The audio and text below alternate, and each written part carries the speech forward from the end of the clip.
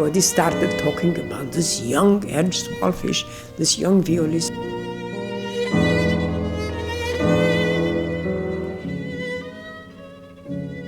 So, of course, I heard Ernst Wallfisch and I remained in awe, and I never dreamt that this great artist would approach me.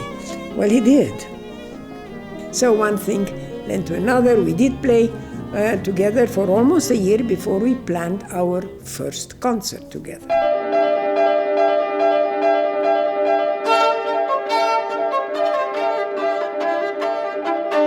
We used to rehearse for hours, and forgetting about lunch, about food, about when we were immersed in a piece of music. I mean, indeed, every corner was, so to say, observed and taken apart and tried to express it in the most favorable way. And Casals was the one that said, how you notice everything. Well, that simple word, you see, word says very much. And by that time we were sort of quasi engaged.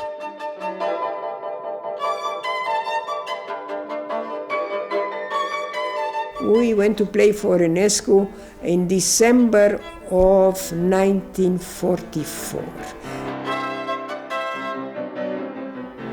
Maestro Enescu received us personally.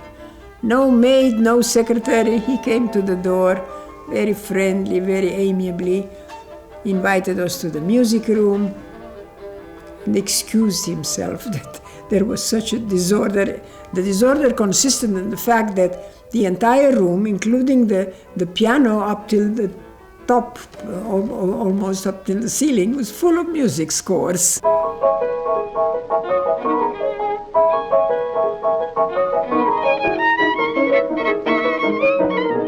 And I tell you, each rehearsal under the baton of Enescu was such a musical event. My husband used to come home, entranced and full of joy and of ideas and of inspiration. No, there was not much conversation. Ernst unpacked his instrument and we played for him the Märchenbilder by Schumann.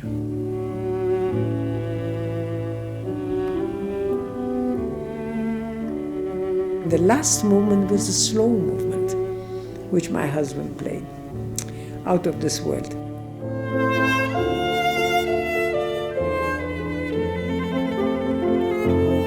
The slow movement of the Schumann, imagine, it's a particularly inspired, romantic, song-like, actually, movement.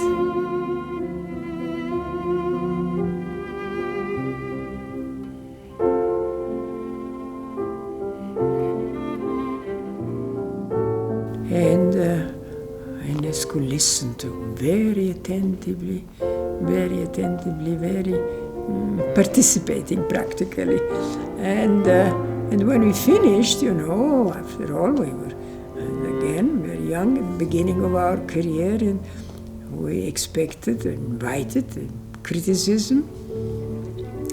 He got up, very smiling, and said, "Please wait a minute," walked across the hall, knocked at the door of his wife, Princess Maruka, invited her in she comes, very impressive.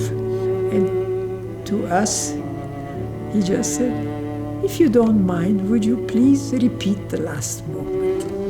Well, of course, not only we didn't mind, we were walking on cloud 9, so to say. And of course, we did repeat that.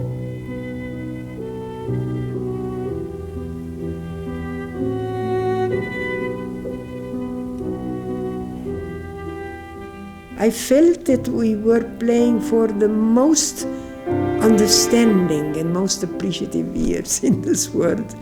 These great musicians, they of course, they made you feel that they were receiving what you were offering.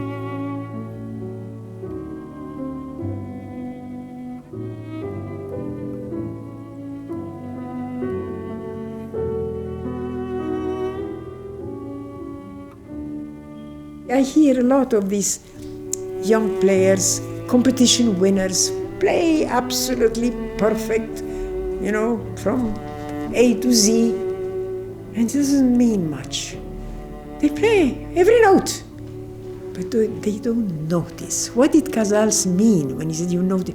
In any great piece of music, it was how you notice everything.